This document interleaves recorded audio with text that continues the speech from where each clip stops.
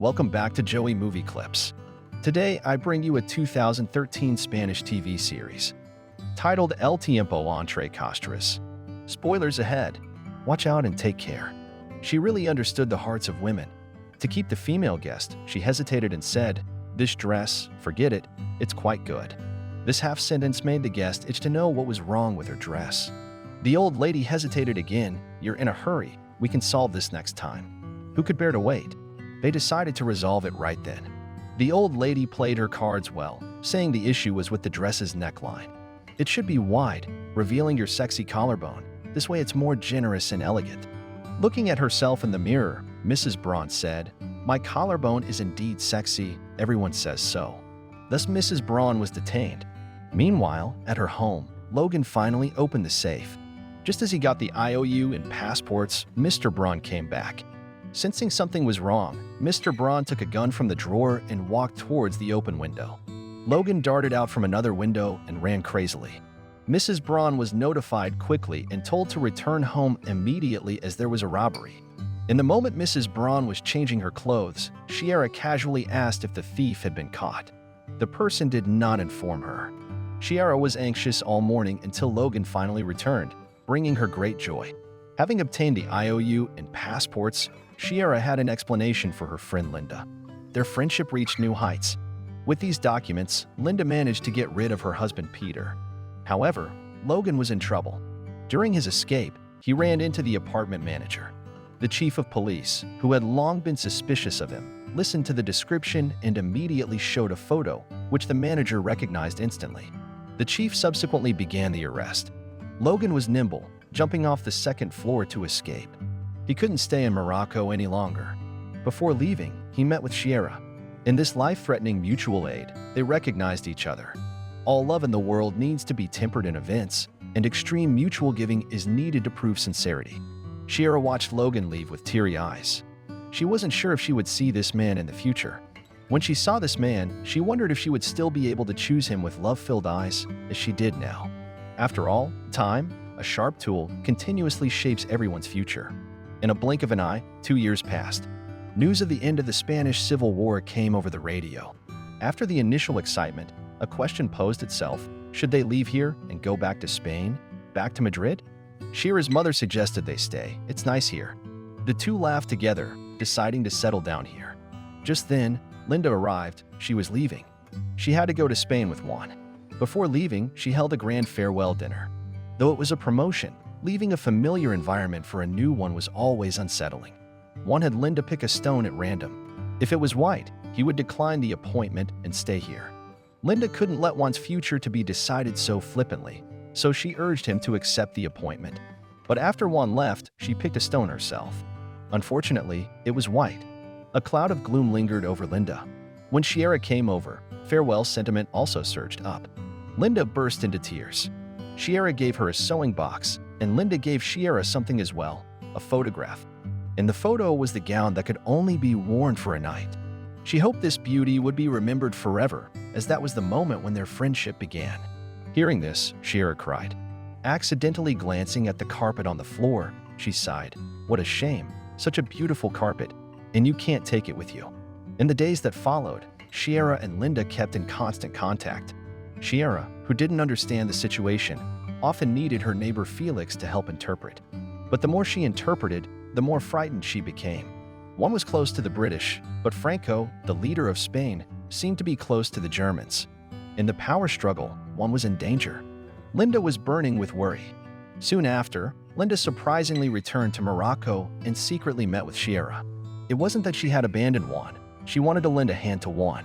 She needed Sira to go to Madrid for a few months to gather intelligence on the collaboration between Germany and Spain, and then hand it over to Britain. Britain would sabotage the cooperation, leaving Spain unaffected by Germany. Sira had to consider, as she couldn't leave her mother. But her mother suggested she go. Having experienced war, her mother didn't want her own country, her own people, to go through war again. With the support of her mother, Sira met the British man named Alan, the British intelligence officer stationed in Spain and her direct contact. He gave Sira a new name, Eris, and from then on, she was Moroccan. Once she arrived in Madrid, she was ordered to avoid any contact with her old friends and family. Manage the old business well and make the German women in Madrid your customers. Receiving her assignments, Sira prepared to leave and bid farewell to everyone around her. When she was leaving, her mother stopped her and said, "You are my pride." From being criticized by her mother as being selfish years ago to now becoming her mother's pride, it felt like Sira had lived a lifetime. This lifetime, long or short, something must be done. She cut off her old passport and set off on her journey home resolutely. Entering the shop arranged for her by the British, she immediately spotted that carpet. It was the same carpet from Linda's place a year ago. Linda remembered all this. This must be true friendship. Linda also picked 2 assistants who could speak German for her. However, the 2 assistants knew nothing about the spy business. They were only assistants. How to use them was up to Sira. Being new to the place, of course, she had to drum up business. Following the information provided by the British, Sira found her target customers. She noticed that they all went to the same fashion designer. Sira had her assistants dress up as rich young ladies and go to the designer to inquire about what customers might be dissatisfied with. The assistants chatted with the customers in the competitive shop not to drum up business, but to find out their weaknesses. Soon enough, a customer mentioned that the tailor had excellent skills, but their designs were too traditional. Upon learning this, Sira planned her next move. Let the wealthy wives know that she was not traditional. But as a newcomer, how could she be accepted by these high society ladies? After some thought, she had an idea.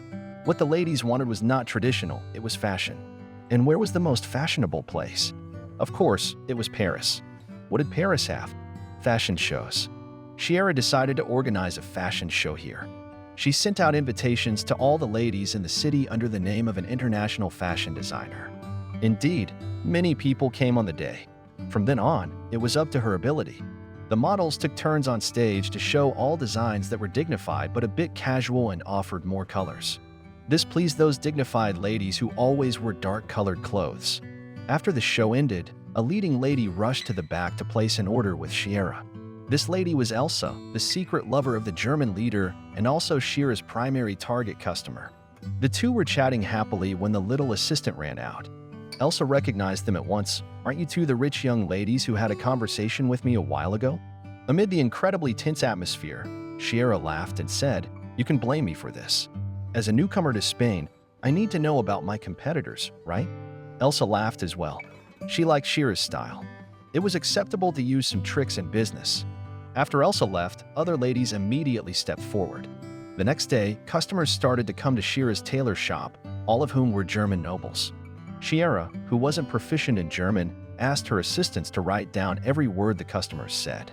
Her explanation was that this would allow her to attract new clients. In reality, she was gathering German intelligence. Once she had the intel, she would encode it as a Morse code in her fashion designs. She would then go to beauty salons or libraries to pass the information to her British contact. One day, suddenly, she felt like someone was following her. And at night, someone knocked on her door. Peeking through the door, it was Juan, Linda's boyfriend. As Spain's Minister of Foreign Affairs, Juan was on the verge of being dismissed after failing in the power struggle. Juan felt that once dismissed, he would be executed. His only worry was Linda. He then pulled out a stack of letters, hoping Sira can deliver them to Linda via her intel network. He loved Linda incredibly, having sent her to Portugal for her safety early on. Juan told Sira to keep fighting and not let Spain get involved in the war. Facing her friend's such fate, Sira was in immense pain. She tearfully sent one away. The next day, she noticed that someone was still following her. A disturbing premonition came over her. Returning home in the pouring rain and feeling anxious, she heard a familiar voice. It was her first love, the fiancé she had abandoned, Ignar. He had risen from a minor public official to a security bureau agent and was in charge of surveilling all foreigners. Sira, being a Moroccan now, was naturally a target. He asked to search Sira's place. Sira asked to change clothes first. Once in her bedroom, she quickly hid the letters from Juan in her underwear drawer. However, Ignar's intention was not searching. He held some grudges from being betrayed and was flipping through slowly. Accidentally, he opened the underwear drawer. Sira's heart raised to her throat and said, "I think you're crossing the line. Even my underwear needs a search." Creo que te estás pasando de la raya. También vas a registrar mi ropa interior. Ignar didn't continue digging. He valued Sira's opinion as he still loved her. But past hurts made him resentful and paranoid out of love. He asked Sira, "What was one doing here last night? Are you his mistress?" Sira denied and said Ignar had changed. Ignar suddenly grew agitated and said, "You don't have any right to lecture me on ethics. After you selfishly ran away with that man, have you remembered any of your friends? Do you know that the neighbor who watched you grow up was killed in a bombing? Your best friend Soli was abandoned by her man and is now selling herself on the docks, a mere $10 a pop. Do you know that? The seamstress who treated your mother like a sister does not even have a place to live now. So you have no right to lecture me on morality.